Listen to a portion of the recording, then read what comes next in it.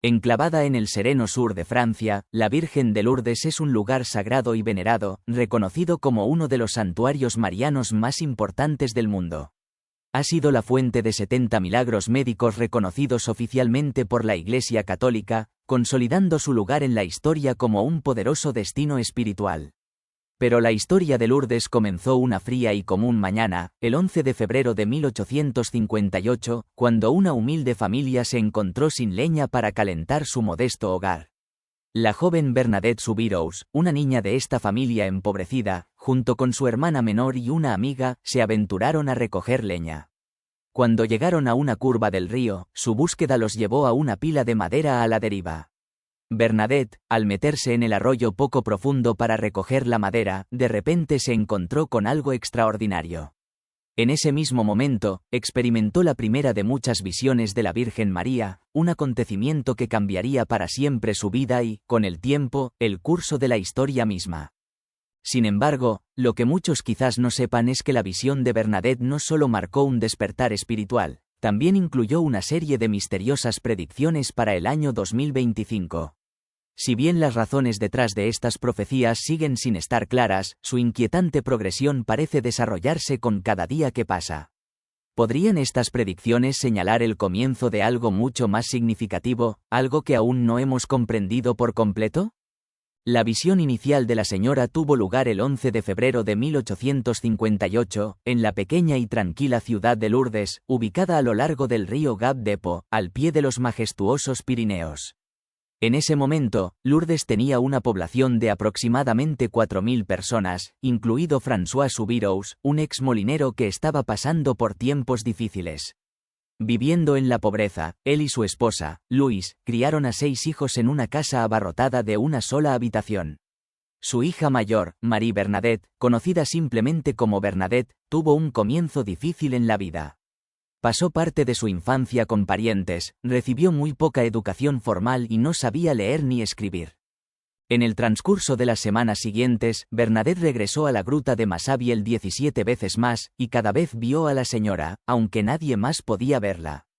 La noticia de sus visiones se extendió rápidamente por todo el pueblo y pronto muchos aldeanos comenzaron a acompañar a Bernadette a la gruta, con la esperanza de ver a la misteriosa figura. A pesar del escepticismo generalizado, incluso del párroco local, Bernadette continuó contando sus encuentros con una certeza inquebrantable. El 25 de febrero, durante una de sus visiones, la señora le indicó a Bernadette que bebiera de un manantial que fluía debajo de la roca donde se había aparecido.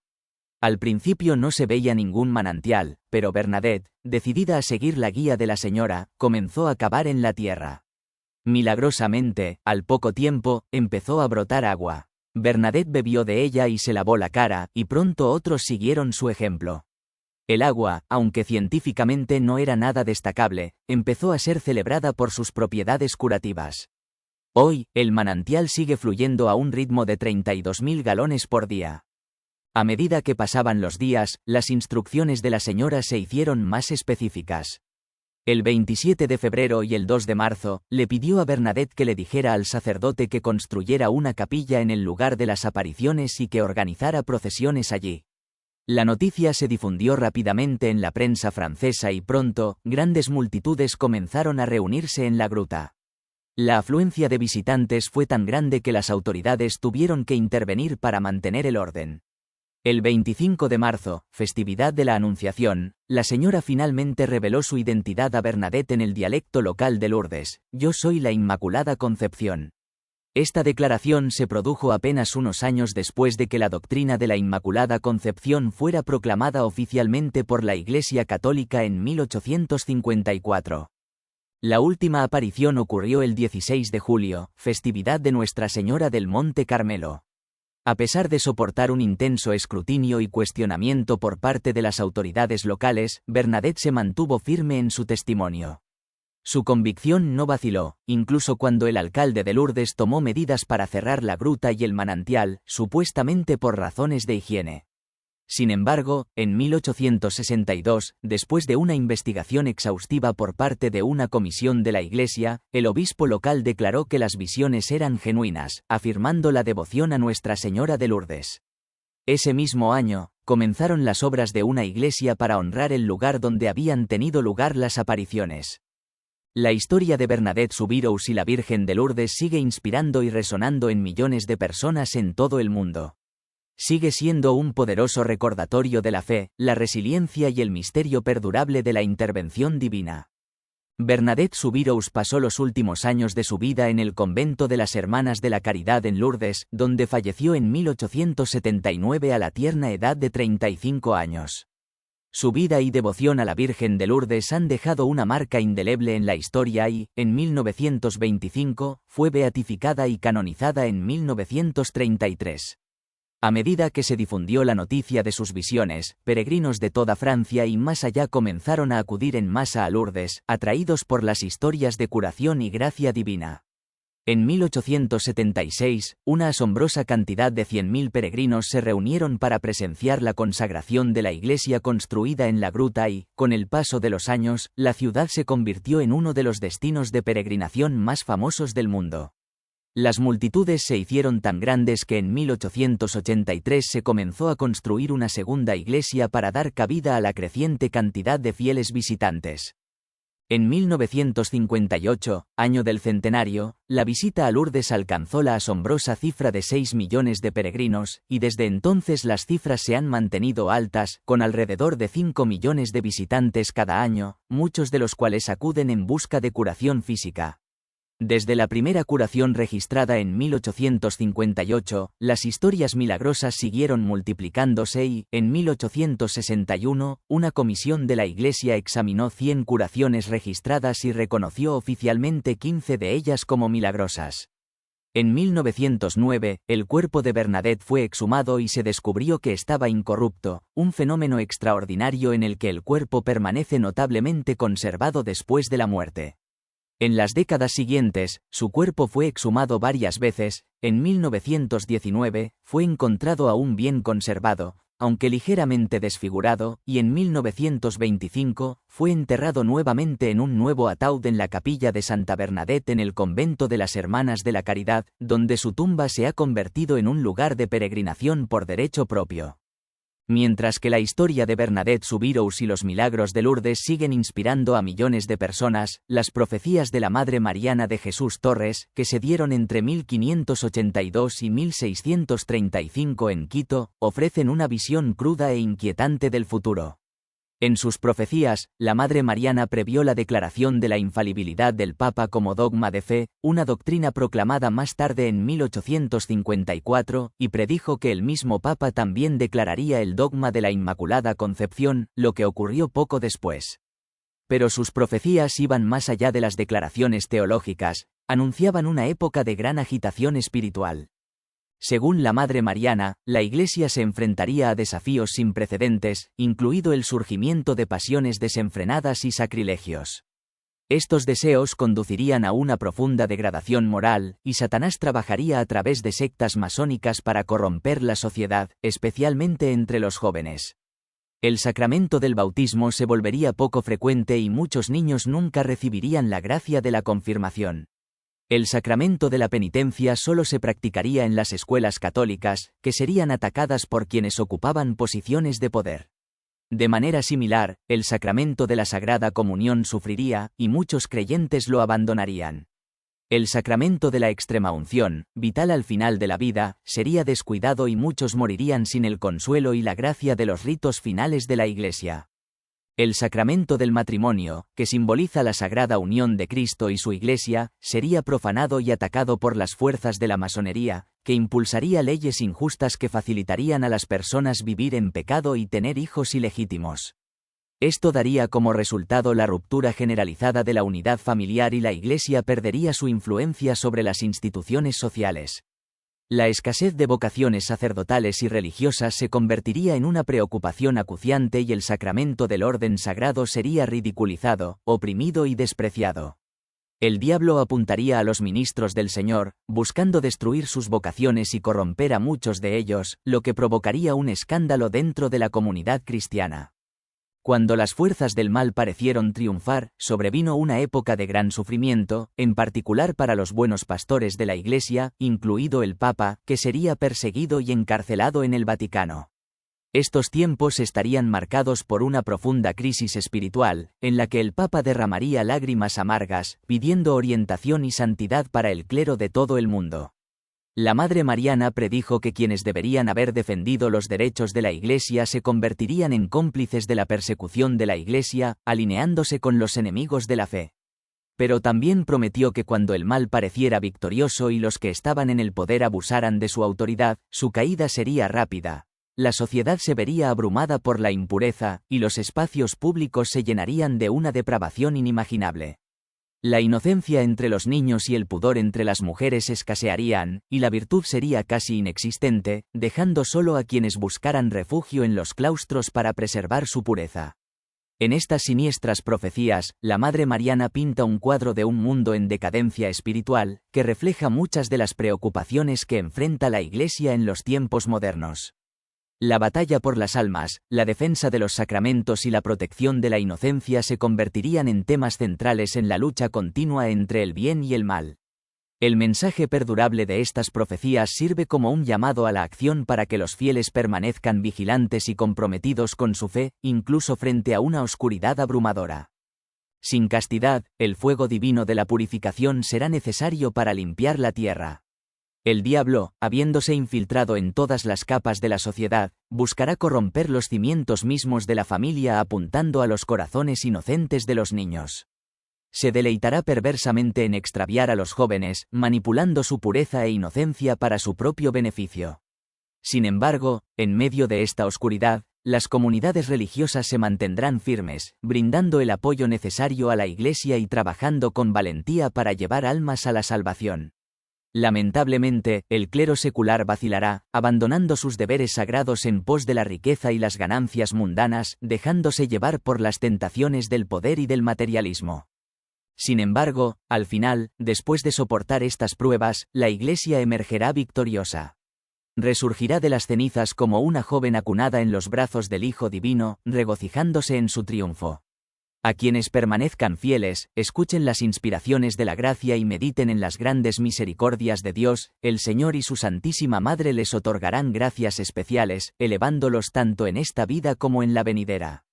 Un lugar preciado en el cielo estará reservado para quienes luchen por la verdad, independientemente de las opiniones de los hombres. Aquellos que hayan defendido los derechos de la Iglesia con coraje y devoción se ganarán el título de mártires, habiendo luchado incansablemente por la fe. En los últimos años del siglo XIX y a principios del XX, numerosas herejías se extenderán por todo el país, buscando socavar la autoridad de la Iglesia. En medio de esta agitación, un pequeño pero fiel grupo de almas preservará silenciosamente la verdadera fe y las virtudes. Soportarán un largo e impensable martirio, sufriendo mucho por su devoción. Muchos perecerán por la intensidad de sus pruebas, sus vidas ofrecidas como sacrificio por el país y la Iglesia, con la esperanza de liberarlos de las garras de estas herejías. Estas almas serán contadas entre los mártires, cuyos sacrificios serán recordados por generaciones. Los elegidos por el amor misericordioso del Hijo Divino para ayudar en esta restauración necesitarán una fuerza extraordinaria, resiliencia y confianza en Dios. Su fe será puesta a prueba de maneras inimaginables, y habrá momentos en que todo parecerá perdido, cuando la oscuridad amenazará con abrumar al mundo. Sin embargo, incluso en esos tiempos de desesperación, la restauración comenzará a echar raíces. Será un momento de alegría, un nuevo amanecer para la Iglesia. Es en estos tiempos de prueba que debemos orar fervientemente, ofreciendo penitencia y buscando la misericordia de Dios con incansable devoción. Debemos implorar al corazón eucarístico del Santísimo Hijo que muestre misericordia a sus ministros y ponga fin a la oscuridad, enviando rápidamente la figura que restaurará el espíritu, el equilibrio, la fe y la humildad a los sacerdotes de la Iglesia. La Iglesia católica es un lugar de profundo misterio, donde abundan los milagros como signos del poder eterno de Dios. Uno de los milagros más asombrosos es la incorruptibilidad, un don poco común otorgado a unos pocos santos selectos, como Santa Bernadette. Los cuerpos de estos santos, intactos por la descomposición, sirven como prueba viviente de la intervención divina de Dios. Recordamos nuestra mortalidad cada miércoles de ceniza, cuando escuchamos las palabras, polvo eres y al polvo volverás. La muerte y la descomposición son inevitables para todos nosotros, excepto para aquellos pocos elegidos por Dios, cuyos cuerpos permanecen incorruptos con el tiempo, como los casos de Santa Cecilia y Santa Bernadette. Su incorruptibilidad es un testimonio de la santidad de sus vidas y del poder de Dios para desafiar el orden natural. Hoy, es imposible pensar en Lourdes sin imaginar el santuario sagrado, repleto de peregrinos que buscaban la gracia y el favor divinos a través de la intercesión de la Santísima Madre. Sin embargo, la realidad en 1858, ese frío 11 de febrero, era muy diferente. La pequeña ciudad de Lourdes, enclavada en los Pirineos, estaba lejos de ser el bullicioso destino de peregrinación que es hoy. Cuando Nuestra Señora se apareció por primera vez a Bernadette Soubirous, no fue en medio del silencio reverente de los devotos peregrinos, sino en un entorno marcado por la incomprensión y el escepticismo. Aquellos elegidos para una misión sobrenatural a menudo enfrentan ridículo, rechazo y, en el caso de Bernadette, interrogatorios agotadores. La carga de llevar un mensaje divino puede ser pesada y las pruebas son a menudo insoportables. Bernadette, frágil y joven, soportó dificultades más allá de su edad mientras proclamaba el llamado al arrepentimiento y la conversión, como lo indicaba la señora de blanco, que se le apareció en la gruta de Massabielle. Su sufrimiento, incomprendido por muchos, fue el precio que pagó por cumplir con su llamado divino, un sacrificio que finalmente dio el fruto de un profundo despertar espiritual para innumerables almas. Las notas personales, cartas y escritos de Santa Bernadette ofrecen una visión profunda de su camino espiritual, arrojando luz sobre los intrincados y divinos caminos por los que la providencia la guió para cumplir su extraordinaria misión. Estos escritos nos brindan una visión más profunda del alma de una mujer tan querida por Dios y Nuestra Señora, y a través de ellos podemos comprender mejor sus virtudes, esforzándonos por emularlas en nuestras propias vidas. Una característica sorprendente que cautivó a quienes la vieron fue la pulcritud y firmeza de la letra de Bernadette. Su pluma, consistente y firme, creaba letras elegantes e inclinadas que reflejaban una personalidad de tranquila determinación y orden. Sin embargo, su letra revela mucho más que pulcritud. Cuenta una historia que desafía cualquier juicio superficial que pudiera haberla etiquetado como inculta o incapaz. Aunque su escritura contenía ocasionalmente errores gramaticales, un rasgo común de su educación, esto nunca eclipsó las claras cualidades de decisión y equilibrio. Estas características se reflejan en su elegante caligrafía, que demuestra que tenía altos estándares para sí misma, atenuados por una profunda autoconciencia y autocrítica. Tales rasgos resaltan su fuerza interior y su compromiso con el crecimiento personal. Además de esto, la letra de Santa Bernadette también habla de una profunda generosidad y amor por los demás. Refleja una gran sensibilidad hacia cómo la trataban, lo que sugiere una persona profundamente consciente de las corrientes emocionales que la rodeaban. No es de extrañar que los niños se sintieran atraídos por ella y establecieran con ella conexiones duraderas e inmediatas. La escritura de Bernadette revela una naturaleza gentil, que, aunque cálida y afectuosa, también transmitía una preferencia por la soledad, tal vez porque buscaba la virtud y la integridad en los demás, algo que encontraba faltante en el mundo. Este deseo interior de pureza y profundidad espiritual se expresó en sus reflexiones personales, donde trazó la misión de su vida. Un aspecto crucial de la santificación que revelan los escritos de Bernadette es que la santidad no es simplemente un don divino, sino un camino continuo y exigente. Ni siquiera las almas más místicas y devotas están exentas de las luchas inherentes al camino hacia la santidad. Dios llama a sus elegidos a una constante renuncia a sí mismos, y este no siempre es un proceso fácil ni cómodo. El camino de los grandes santos a menudo parece sorprendentemente normal en la superficie, pero es una vida de extraordinaria perseverancia y autodisciplina, que debería ser una fuente de esperanza para todos nosotros. En uno de sus cuadernos, Bernadette resume su filosofía de vida con un lema simple pero profundo: haz siempre lo que cueste más. A partir de este ethos, podemos ver que Bernadette se fijaba metas personales que estaban profundamente centradas en el crecimiento espiritual, particularmente en el cultivo de la vida interior. Nunca se permitió desanimarse, sin importar cuán difíciles fueran las circunstancias. Para ella, cada experiencia, sin importar cuán desafiante fuera, era una oportunidad para ver la santa voluntad de Dios en acción y darle gracias por ello. Bernadette trató de desprenderse de las preocupaciones mundanas, con el único objetivo de agradar a Dios y salvar su alma. Constantemente se recordaba a sí misma que solo Dios es bueno y que solo de Él esperaba su recompensa.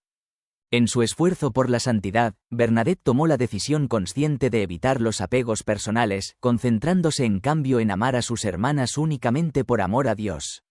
A través de esta conducta virtuosa, adoptada desde el mismo momento en que Nuestra Señora le confió su misión en Massabielle, encapsuló la esencia de la santidad en expresiones sencillas, teológicamente sólidas y caritativas. Estas reflexiones no son solo para las hermanas religiosas sino para cualquier alma bautizada que lucha por el cielo. Una buena monja, enfatizó Bernadette, debe pedir a Dios más humildad que humillación, más paciencia que sufrimiento, más voluntad que acciones, más amor que obras, más entrega que órdenes y más compromiso con la santidad que con la salud. Santa Bernadette también fue una firme defensora de la mortificación en la vida religiosa, haciendo hincapié en que debería ser tan natural como el agua para un pez. Para ella, la mortificación no era una práctica dura o innecesaria, sino un elemento vital de la vida religiosa que alimentaba el crecimiento espiritual y la disciplina. Creía que una religiosa que no practicaba la mortificación no podía cumplir plenamente con sus deberes, ya que era esencial para cumplir con las propias responsabilidades con sinceridad y profundidad. Las violaciones de las reglas y los votos religiosos que observaba, en su opinión, se debían a la falta de mantenimiento de esta disciplina interior. En su opinión, una hermana que vivía en constante mortificación podía entrar en el cielo sin experimentar las llamas del purgatorio, porque su fiat, su entrega total a Dios, habría sido ofrecida con el corazón más puro desde el principio. La providencia eligió a Santa Bernadette, un alma humilde y escondida en un convento, para ejemplificar lo que Lourdes debía representar para el mundo, el milagro de aceptar el dolor, el sufrimiento e incluso la derrota si era necesario.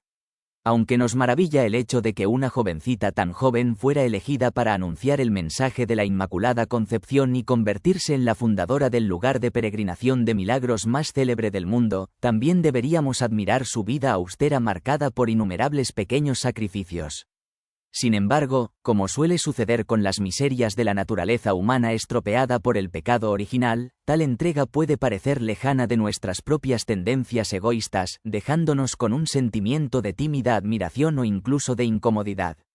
Aunque la santificación es sin duda un don gratuito de Dios, es fundamental entender que esta gracia divina no significa que Dios no espere nuestra participación activa. La vida, como muestran las reflexiones personales de Bernadette, es una batalla en la que debemos tomar decisiones, a menudo con gran confianza en Dios.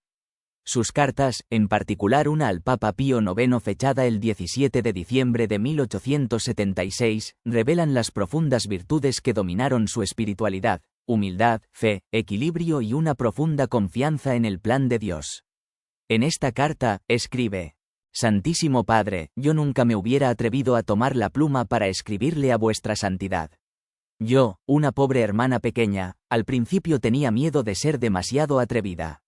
Luego se me ocurrió que nuestro Señor acoge a los pequeños como a los grandes, a los pobres como a los ricos, y se da a cada uno de nosotros sin distinción. Esta reflexión me anima y ahora no temo nada. Me acerco a vuestra santidad, Santo Padre, como un niño pobre se acerca al Padre más compasivo, lleno de total abandono y confianza. ¿Qué puedo hacer, Santísimo Padre, para demostrarle mi amor de niño? Solo puedo persistir en lo que he estado haciendo hasta ahora, sufrir y rezar. Hace algunos años me hice, a pesar de mi indignidad, humilde sierva de vuestra santidad. Mis herramientas son la oración y el sacrificio, y las conservaré hasta mi último aliento.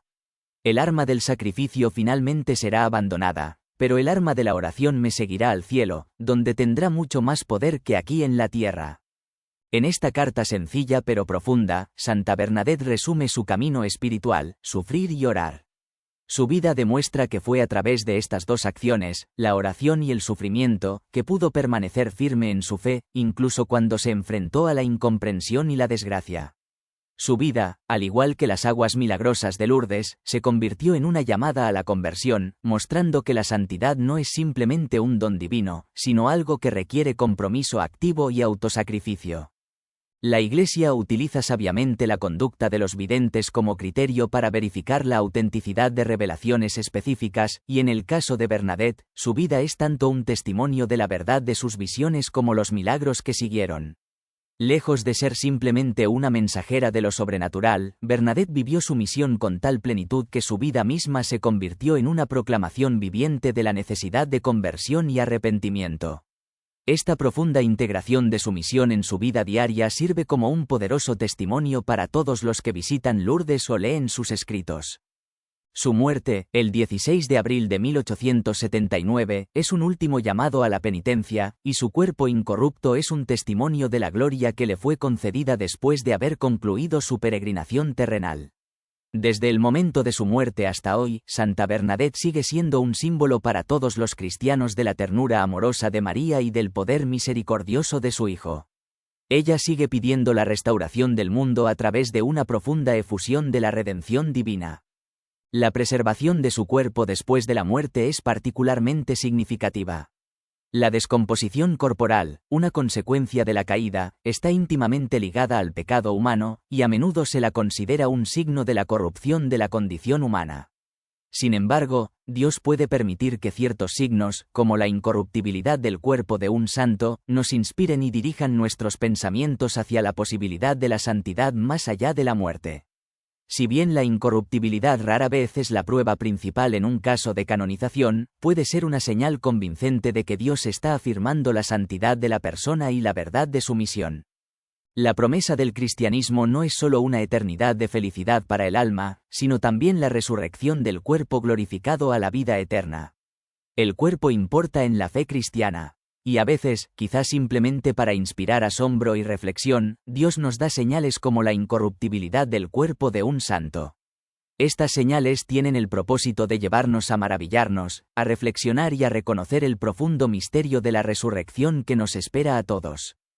Los últimos momentos de Santa Bernadette, cuando declaró con calma, «Todo esto es bueno para el cielo», ofrecen una visión profunda de la profundidad de su espiritualidad y su aceptación inquebrantable del sufrimiento como parte del plan de Dios.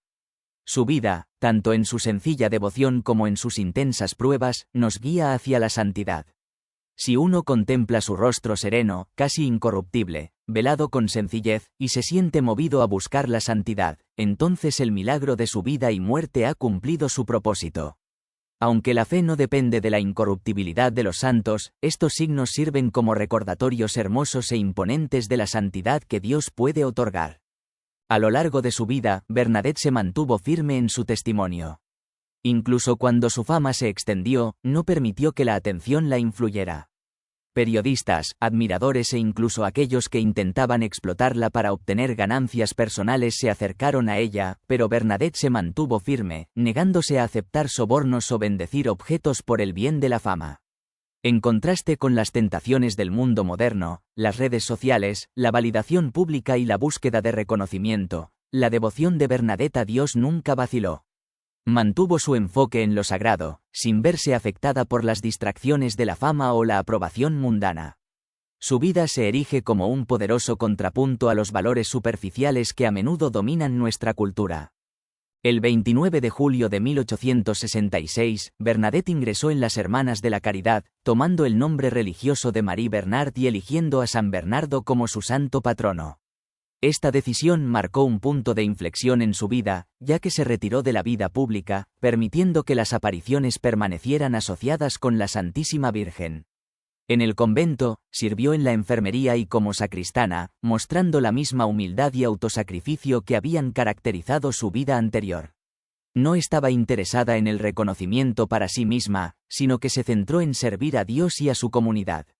Cuando se le preguntó sobre las apariciones, respondió humildemente, «La Virgen me usó como escoba para barrer el polvo. Cuando el trabajo está terminado, la escoba se coloca detrás de la puerta nuevamente». A pesar de su dedicación a la vida religiosa, la salud de Bernadette, ya debilitada por una enfermedad infantil, finalmente se deterioró. contrajo tuberculosis y murió a los 35 años el 16 de abril de 1879. Su canonización por el Papa Pío XI en 1933 reconoció no solo la naturaleza extraordinaria de su misión sino también la profunda vida espiritual que llevó. Hoy, es la santa patrona de las enfermedades corporales, de Lourdes, de la pobreza, de los pastores y de los perseguidos por su fe. Un aspecto interesante de la vida de Santa Bernadette es la forma en que expresó su devoción a Nuestra Señora. Si bien su devoción era profunda, no se expresaba en el sentido intelectual o doctrinal. No aportó nuevos conocimientos a la Mariología ni buscó promover ninguna causa teológica. Al igual que Lucía de Fátima, su misión era simplemente revelar las apariciones al mundo. Una vez cumplida esta tarea, honró el mensaje de la Virgen ingresando en el convento y guardando silencio al respecto. La Iglesia no exige a los fieles que crean en revelaciones privadas como las de Lourdes, pero la autenticidad de estas revelaciones se vuelve innegable cuando consideramos la santidad y el testimonio de los involucrados. Negar las apariciones, especialmente cuando un santo canonizado es parte de la historia, se acerca peligrosamente a la herejía. La vida y la santidad de Santa Bernadette dan testimonio de la autenticidad de las apariciones de Lourdes. El manantial que brotó en el lugar de las apariciones sigue siendo una fuente de curaciones milagrosas, lo que confirma su profecía. Los milagros que siguieron a las apariciones, tanto las curaciones físicas como las profundas transformaciones espirituales que inspiraron, sirven como evidencia adicional de la gracia que obra en Lourdes. Sin embargo, la misión pública de Bernadette terminó con el cumplimiento de su tarea, y ella cayó en el silencio, un silencio que dice mucho sobre las diferentes formas en que se desarrolla la devoción en la Iglesia. Su vida ejemplifica cómo Dios llama a las personas a diferentes vocaciones, cada persona cumpliendo de manera única su propósito dentro del plan divino de Dios. El silencio de Bernadette después de completar su misión es un profundo recordatorio de que la santidad no se trata del reconocimiento público, sino de cumplir silenciosa y fielmente las tareas que Dios nos ha puesto por delante.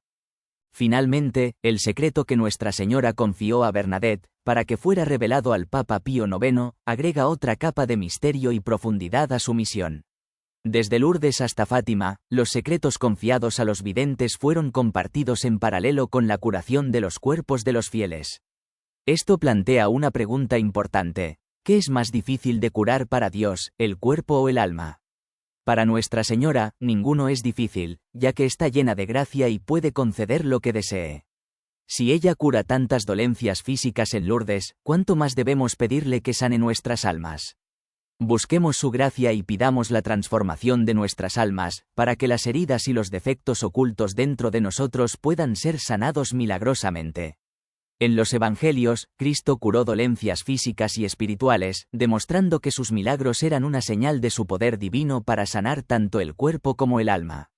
Oremos a Nuestra Señora de Lourdes, pidiendo la curación no solo de nuestro cuerpo, sino también de nuestras almas, para que un día podamos recibir el don de la felicidad eterna en el cielo.